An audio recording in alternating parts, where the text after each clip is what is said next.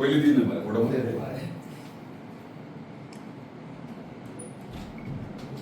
मराठी राज्यभाषा व्हावी म्हणून आमचं हे निवेदन.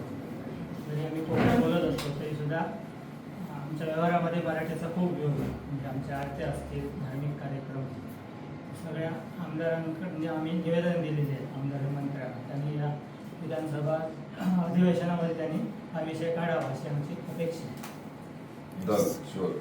मेमोरंडम तुमका दिला आहे त्यांच्या बरोबर असा की आम्ही उत्तर गोंयांत पळयशात जाल्यार मराठी भाशा चड यूज जाता आनी न्यूज पेपर सुद्दां मराठीच असतात मेजॉरिटी मराठी. आनी म्हाका दिसता साऊथ गोवान मराठी चड चलना थंय कोंकणी चलना. म्हाका दिसता साऊथ गोवा आनी नॉर्थ गोवा हे दोन डिफरन्शिएट करचे न्हू. दोनूय भाशा आमकां जाय.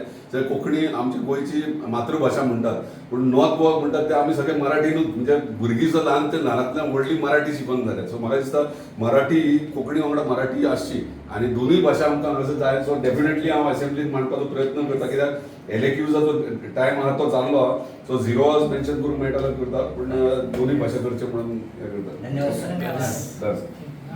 थँक्यू.